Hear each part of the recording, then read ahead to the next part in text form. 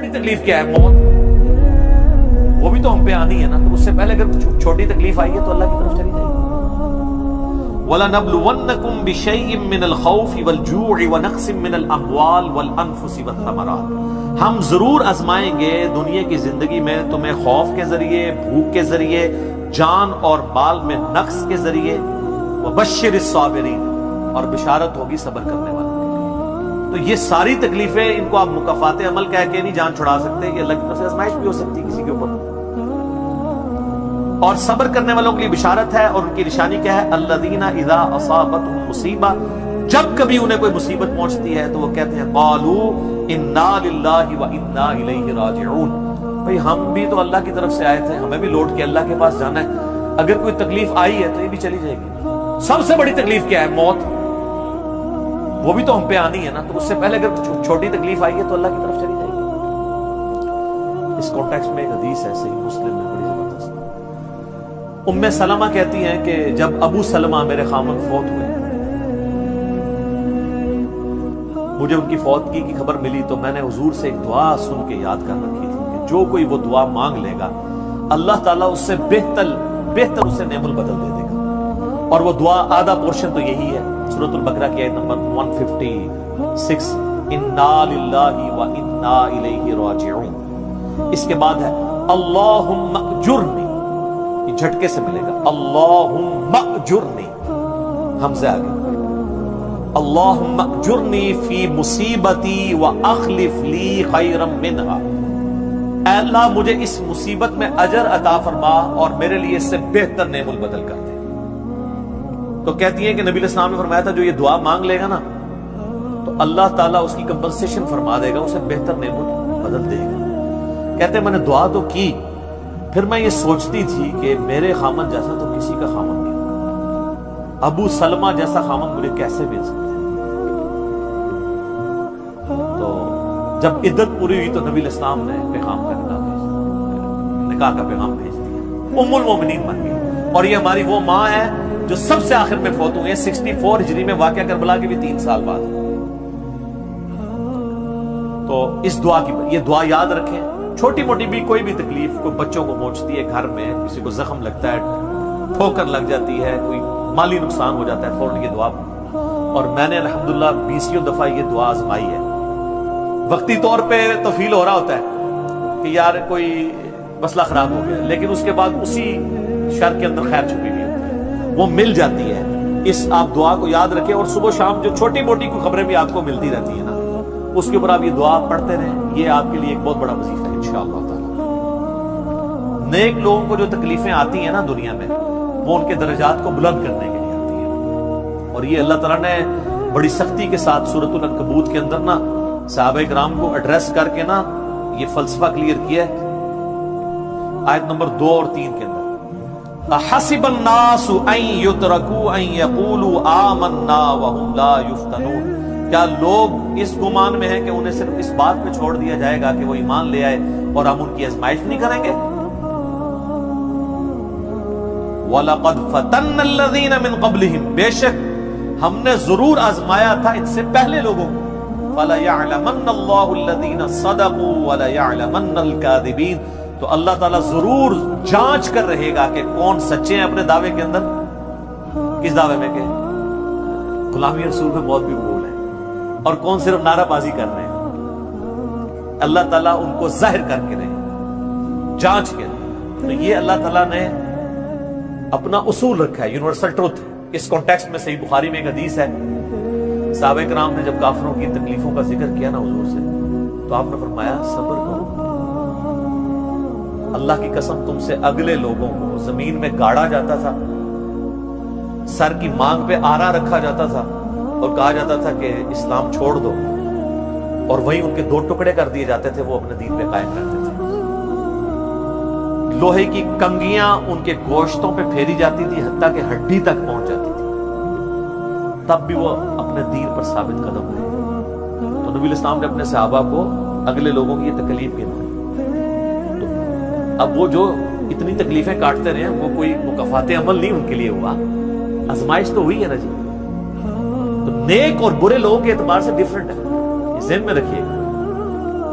بخاری اور مسلم کی متفق علیہ حدیث ہے، نبی علیہ السلام نے فرمایا مسلمان کو کوئی بھی تکلیف پہنچتی ہے، دکھ درد بیماری، کوئی اندیشہ کہتے ہیں ذہنی ٹینشن کو صرف کہ یہ نہ ہو جائے، حتیٰ کہ اس کے پاؤں میں کانٹا بھی چبھ جائے تو اللہ تعالیٰ اس کے بدلے میں اس کے گناہوں کو معاف کر دیتا ہے۔ اور مسلم شریف میں ڈیٹیل ہے کہ جب یہ سورۃ النساء کی آیت نمبر 123 نازل ہوئی نا کہ چھوٹے سے چھوٹے اعمال کا بدلہ بھی ملے گا، چھوٹی سے چھوٹی نیکی کا بھی، تو صحابہ پریشان ہو گئے، ان کا یا رسول اللہ ہم تو یہ تو سارے پکڑے جائیں گے، اس طریقے سے کوئی بندہ پرفیکٹ ہو سکتا ہے؟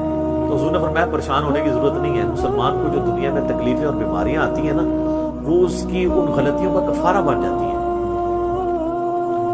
حتیٰ کہ جامعہ ترمذی میں ابو داؤد میں ایک حدیث ہے، نبی علیہ السلام نے فرمایا کہ دنیا میں سب سے زیادہ تکلیفیں انبیاء کو آتی ہیں، تو کیا انبیاء پہ مکافات عمل ہو رہا ہوتا ہے؟ اس کے بعد ان پہ آتی ہیں جو ان کے بعد اللہ تعالیٰ کو سب لوگوں سے بڑھ کے محبوب ہوتے ہیں۔ آپ نے صحابہ کا بھی نام نہیں لیا، فرمایا جو بھی، وہ اس زمانے میں بھی ہو سکتا ہے، آج کے زمانے میں بھی، کیونکہ بعض اصحاب تو ایسے ہیں جنہوں نے کفر کی زندگی میں بھی موج کی ہے اور اسلام کی زندگی میں موج کی ہے، وہ تکلیفوں سے گزرے ہی نہیں ہیں۔ اچھا، اور پھر فرمایا اس کے بعد وہ لوگ ہیں جو اس کے بعد اللہ کو سب سے بڑھ کر محبوب ہوتے ہیں، حتیٰ کہ انسان پہ تکلیفیں آتی رہتی ہیں اور اس کی موت کا وقت آ جاتا ہے اور اللہ تعالیٰ اسے پاک و صاف کر کے دنیا سے اٹھا لیتا ہے۔ یہ جو لوگ کہتے ہیں نا یار وہ موت کے وقت فلانے کے ساتھ یار وہ احمد دیدہ صاحب 9 سال تک قومے میں رہے ہیں، اتنی اسلام کی انہوں نے خدمت کی، ہزاروں عیسائیوں کو مسلمان کیا، لاکھوں مسلمانوں کے ایمان کی حفاظت کا سبب اللہ نے ان کو بنایا، لیکن وہ 9 سال تک قومے کی حالت میں رہے، 1996 سے لے کے 2005 تک۔ تو کوئی کچھ کہتا تھا جی یہ وہ جی وہ عیسائی بھی ان کو کہتا تھے دیکھو جی اس کو بدوا لگ گئی اور یہ ہو گیا، گستاخ ہے یہ، تو یہ تو کوئی طریقہ نہیں ہے۔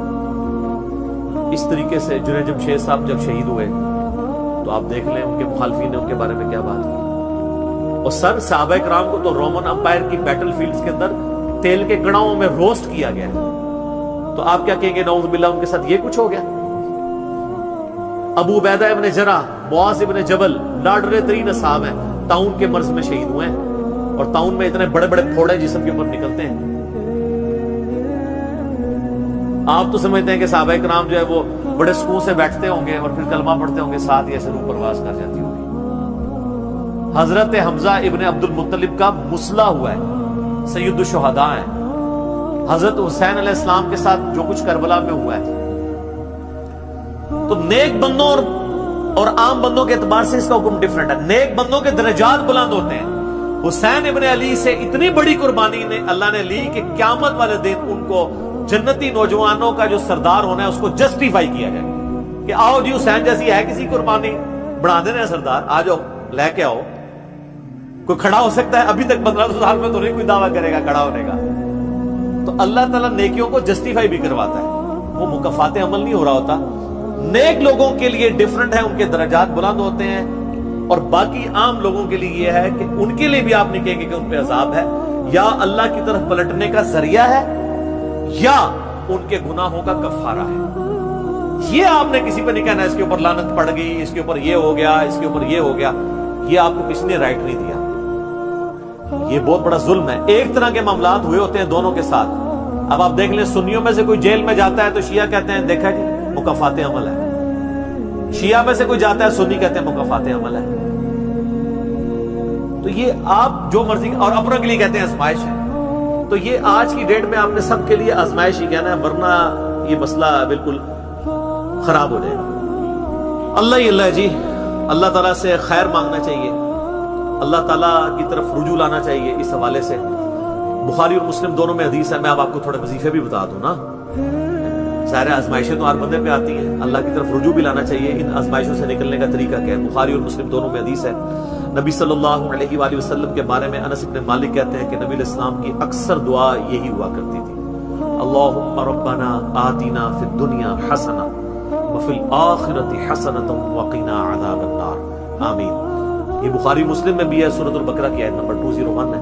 اے اللہ ہمیں دنیا میں بھی بھلائیاں عطا فرما اور آخرت میں بھی بھلائیاں عطا فرما، اور آخرت کی سب سے بڑی بھلائی بھی ساتھ مانگ لی، وقنا عذاب النار، آگ کے عذاب سے ہمیں بچا لے، آمین۔ یہ اکثر آپ کی دعا ہوتی تھی۔ اس کانٹیکٹ میں ایک حدیث ہے بڑی انٹرسٹنگ، صحیح مسلم میں، ایک صحابی بیمار ہوئے حتیٰ کہ بالکل ہڈیوں کا پنجر بن گئے، اور صحابہ کہتے ہیں چڑیا کی طرح ان کی جان ہو گئی۔ نبی علیہ السلام ان کی عیادت کے لیے گئے، آپ نے جب دیکھا آپ فرمایا تو اللہ سے کیا مانگتا ہے؟ چنگا بندہ ٹردا پھردا بندہ جڑا منجی تے پی گیا اور بالکل ڈھانچہ پنجر بن گیا ہڈیوں کا۔ اس نے کہا یا رسول اللہ میں اللہ تعالیٰ سے یہ دعا کرتا ہوں کہ اے اللہ جو تو نے مجھے آخرت میں عذاب دینا ہے نا دنیا میں ہی دے دے، آخرت کا عذاب تو بہت سخت ہے، مجھے دنیا میں ہی وہ عذاب دے دے۔ سبحان اللہ، کیا تم دنیا میں بھی اللہ کی تکلیف برداشت کر سکتے ہو؟ اوے تجھے تو چاہیے تھا تو کہتا اللہم ربنا آتنا فی الدنیا حسنہ وفی الآخرۃ حسنۃ وقنا عذاب النار۔ یعنی آپ اللہ تعالیٰ کو معاذ اللہ کو فنیٹک سمجھتے ہیں کہ آپ کہیں کہ اس نے عذاب تو ضرور دینا تو مجھے ادھر دے دے۔ او یار اللہ سے اچھا ہی گمان رکھو۔ بخاری مسلم دونوں میں حدیث ہے، میں اپنے بندے کے گمان کے قریب ہوں جیسا میرے بارے میں گمان رکھے، بشرطے کہ کرتوت بھی ٹھیک کرے۔ تو سر ہم تو یہ کہتے ہیں یا اللہ ہم نہ تیری آزمائش کے قابل ہیں نہ تیرے عذاب کے قابل ہیں، ہمیں بلا حساب و کتاب ہی جنت میں داخل فرما دے، آمین۔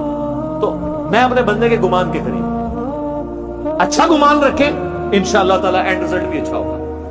آپ اللہ سے گمان اچھا رکھیں، یہ گمان بہت اہم چیز ہے، اور یہ آپ کا جو کانفیڈنس ہے نا اللہ کے اندر کہ انشاءاللہ اللہ میرے ساتھ خیر کا معاملہ ہی کرے گا۔ اچھا کئی لوگ ہیں وہ کہتے ہیں منو تو اللہ نے دینے ہی عذاب ہے۔ آپ چاہے اچھے اعمال کرتے ہیں برے اعمال، تب بھی آپ نے یہ اپنے بارے میں یہ بات نہیں کرنی، یہ تو اور کسی کے بارے میں تو آپ نے سوچنا بھی نہیں سر، وہ تو کہانی ختم۔ وہ تو صحیح مسلم میں حدیث ہے نا، ایک شخص نے قسم اٹھا کے کہہ دیا تھا کہ اللہ تعالیٰ اس کو کبھی معاف نہیں کرے گا، وہ بڑا گنہگار شخص تھا۔ اللہ کی بارگاہ میں پہنچے، اللہ نے فرمایا تو نے میرے بھی آپ پہ کیسے قسم کھا دی؟ جا میں نے اس کو معاف کیا، تجھے دوزخ میں پھینکا۔ لا يسأل عما يفعل وهم يسألون، سورۃ الانبیاء کی آیت ہے۔ اللہ کو کوئی نہیں پوچھ سکتا اس نے یہ کیوں کیا، وہ سب کو پوچھ سکتا ہے کہ انہوں نے یہ کیوں کیا۔ یہ اللہ تعالیٰ کے بارے میں ناشکری پھیلانا سورہ الزمر میں ہے، لا تقنطوا من رحمت اللہ، اللہ تعالیٰ کے بارے میں مایوسی عوام کے اندر پھیلانا۔ لیکن اس کا دوسرا پہلو بھی غلط ہے کہ آپ رحمت کی آیتیں پڑھ کے تو لوگوں کے کام چوک کے رکھو، وہ بھی دوسری ایکسٹریم ہے، وہ بھی نہیں ہونی چاہیے۔ رحمت سے دھوکہ بھی نہیں کھانا، ہاں اعمال پورے کرنے ہیں اور پھر اللہ سے امید بھی رکھیں۔ جو سیدنا ابوبکر نے حضرت عمر کو وصیت کرتے ہوئے کیا کہا تھا کہ عمر جب تو جنتیوں کی طرف دیکھے نا تو دعا کرنا کہ میں بھی ان میں شامل ہو جاؤں، اور جب بھی تو جہنمیوں کا ذکر لائے تو اللہ صلی اللہ سے پناہ مانگنا کہ کہیں میں ان میں شامل نہ ہوں۔ انہوں نے آگے سے کہا کہ میں عشرہ مبشر ہوں۔ ٹھیک ہے، یہ معاملہ بہت سینسٹیو ہے۔ جن کو اللہ کا تعارف ہے نا تو وہ ان کی زندگی بڑے ڈر ڈر کے گزرتی ہے۔ تو یہ حدیث میں نے اس لیے بتا دی۔ ایک اور ذریعہ ہے ان آزمائشوں سے نکلنے کا، صحیح بخاری اور مسلم دونوں میں حدیث ہے، جس کی یہ خواہش ہے کہ اللہ اس کی عمر دراز کر دے اور اس کے رزق میں کشادگی دے دے۔ رزق میں دنیا کی ہر نعمت شامل ہے، ہم تو دولت ہی سمجھتے ہیں، اچھی صحت بھی رزق ہے، اچھی اولاد بھی رزق ہے،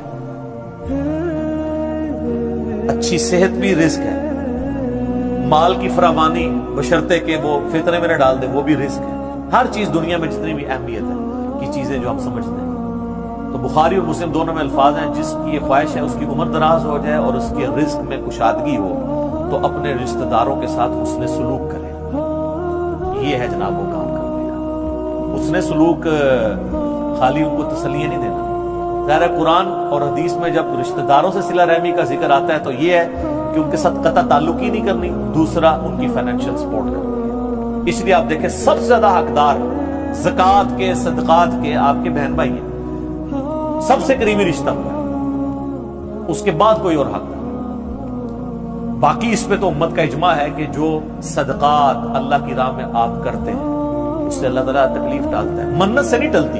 بخاری مسلم میں حدیث ہے کہ منت سے کنجوس کا مال ہی نکلتا ہے، تکلیف نہیں ٹلتی۔ لاجیکل ہے، منت تو یہ کہ یا اللہ پہلے یہ کر تے میں کراں گا، اور صدقے میں کیا ہے، یا اللہ میں نے تیری طرف سے تیری راہ میں یہ صدقہ کیا اور میں اس نیک عمل کا وسیلہ تجھے پیش کرتا ہوں، میرا مسئلہ حل کر دے۔ جو بخاری مسلم میں حدیث ہے، 3 لوگ غار میں پھنس گئے تھے، انہوں نے اپنے پرانے اعمال کا واسطہ پیش کیا تھا، یہ نہیں تھا کہا کہ یا اللہ ایک بار کاٹ دیتے سی کرا کے، پھر کون سی نکلنا، انہوں نے اپنے پرانے کیے ہوئے اعمال کا وسیلہ اللہ کے حضور پیش کیا۔ جو قرآن میں بھی ہے وَاسْتَعِينُوا بِالصَّبْرِ وَالصَّلَاةِ، صبر اور نماز کے ذریعے اللہ کی مدد چاہو، جس سے وہ کہتے ہیں جی اس سے غیر اللہ کی مدد ثابت ہوتی ہے. تو کوئی کہتا ہے المدد یا صبر، المدد یا نماز، وہ اس کا مطلب ہے صبر اور نماز سے اللہ کی مدد، کیونکہ آگے آتا ہے ان اللہ مع الصابرین، بے شک اللہ تعالیٰ صبر کرنے والوں کے ساتھ. تو نیک اعمال کا وسیلہ آپ اللہ کے حضور پیش کریں. تو صدقہ اور خیرات کرنا یہ اللہ تعالیٰ کی طرف سے آئی ہوئی تکالیف کو، بلاؤں کو ٹال دیتا ہے. تو یہ میں نے آپ کو ایک دعائیں، اذکار اور پھر اعمال بھی بتا دیے. آخر میں دو دعائیں میں وہ جو بیان کی تھی ان کو ریپیٹ کر دیتا ہوں. ایک پریونٹیو دعا ہے، یہ دو علاج ہوتے ہیں نا، پریونٹیو اور کیوریٹیو. پریونٹیو علاج یہ ہوتا ہے کہ بیماری ہونے سے پہلے علاج کیا جائے، جیسے ویکسین ہے. آج کل وہ کہہ رہے ہیں نہیں کورونا کی ویکسین بن گئی ہے کہ وہ لگوا لیں تو تکلیف ہوئی نہ. ایک ہوتا ہے کیوریٹیو علاج کہ بیماری ہو گئی ہے تو اب علاج کیسے کرنا. تو پریونٹیو علاج جو دعائیں ہیں نا وہ ہے اللہم ربنا آتنا فی الدنیا حسنہ وفی الآخرۃ حسنۃ وقنا عذاب النار. ہر نماز کے تشہد میں اسے مانگے، بلکہ سجدے میں مانگے. صحیح مسلم میں حدیث ہے کہ سجدے میں تم اپنے رب کے سب سے زیادہ قریب ہوتے ہو، خوب دعائیں مانگا کرو. سجدے میں بھی آپ یہ دعا مانگ سکتے ہیں، تشہد میں تو مانگے ہی مانگے. وہ بخاری مسلم میں حدیث ہے درود شریف کے بعد جو چاہو اپنے رب سے مانگو، وہ تو قبولیت کی ایک جگہ ہے. اس کے علاوہ یہ ہو گئی پریونٹیو علاج بیماریوں سے، پریشانیوں سے. جتنے سنت اذکار ہیں، بسم اللہ الذی لا یضر یا اعوذ بکلمات اللہ التامات من شر ما خلق، یہ ساری کی ساری چیزیں اللہ تعالیٰ کی طرف سے سنت اذکار ہیں. لیکن یہ یاد رکھیے گا یہ ناگہانی آفات کے لیے ہیں. یہ نہیں ہے کہ بسم اللہ پڑھ کے ساکٹ میں انگلی دے دے یا بسم اللہ الذی لا یضر پڑھ کے تو کوبرے سے کھیلنا شروع کر دے. نہیں، وہ پھر آپ اپنے اوپر تقدیر خود غالب کروا رہے ہیں، پھر یہ اذکار نہیں اثر کریں گے. یہ ناگہانی آفات کے لیے. جب کوئی شخص اپنے اوپر خود تقدیر غالب کر لیتا ہے نا پھر وظائف ہو جاتے ہیں سائڈ کے. یہ ذہن میں رکھیے. پھر بھی جو تکلیفیں آنی ہے نا وہ تو آنی ہے اللہ کی طرف سے آزمائش والی.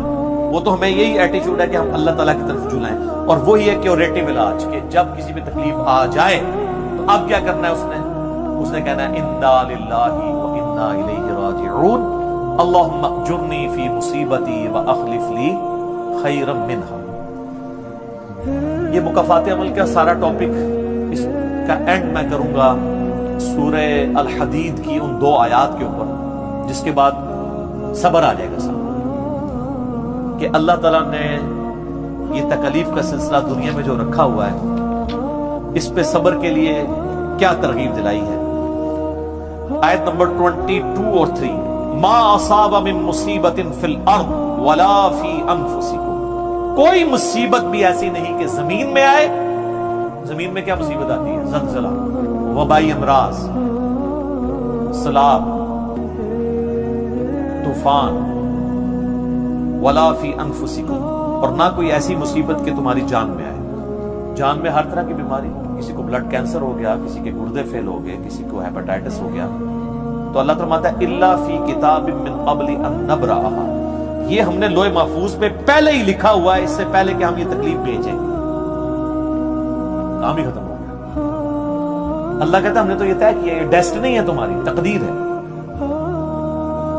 ان ذالک علی اللہ یسیر، یاد رکھنا یہ اللہ کے لیے بڑا آسان ہے، بہت آسان ہے. کوئی یہ بھی کہہ سکتا ہے کتنا ہو گیا، پہلے ہی اللہ کو پتہ ہے. اللہ کے علم کے لیے آسان ہے. سورۃ الانعام میں تو یہاں تک آیا ہے کہ خشکیوں میں یا سمندروں کے اندر کسی درخت کا اگر پتا بھی گرتا ہے نا تو اللہ کو پہلے سے علم ہے. اور زمین کی گہرائیوں میں کوئی دانہ بھی پھوٹتا ہے نا وہ پہلے. اب ظاہر ہے ہمارا ذہن تو اس ڈیٹے کو سمجھ نہیں سکتا، بلکہ آج ہم نے لیپ ٹاپس میں، ہارڈ ڈسک میں وہ ڈیٹا سٹور کر لیا ہے جو 8 سے 100 سال پہلے کا انسان اس کو ماننے کے لیے تیار نہیں ہوگا کہ یہ ٹچ سکرین موبائل کیا کر سکتا ہے، اتنی دور بات کر سکتے ہیں. وہ تو اس کو بھی ماننے کے لیے تیار نہیں ہوں گے.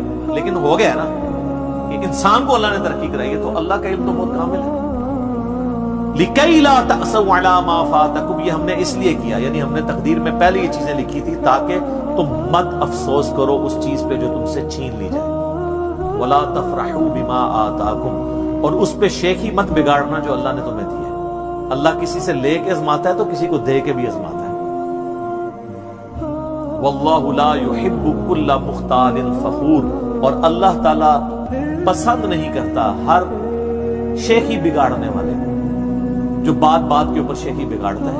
کسی کے پاس اگر کوئی اللہ کی طرف سے نعمتیں ہیں تو وہ اللہ کا شکر ادا کرے، اور اگر کسی کے اوپر آزمائش کا وقت ہے تو وہ اللہ کی طرف رجوع لائے۔ اس لیے تو نبی علیہ السلام نے فقر کی زندگی گزاری ہے نا سر۔ باقی نیک بندوں کے لیے درجات کی بلندی کا ذریعہ ہے آزمائشیں آنا، برے لوگ بھی اس اعتبار سے کہ میرے اعمال کی شامت ہے اور میرے گناہ معاف ہو جائیں گے اور میں اپنی اصلاح بھی کر رہا ہوں۔ کسی کے بارے میں کوئی ورڈکٹ نہ دیں، اپنے اوپر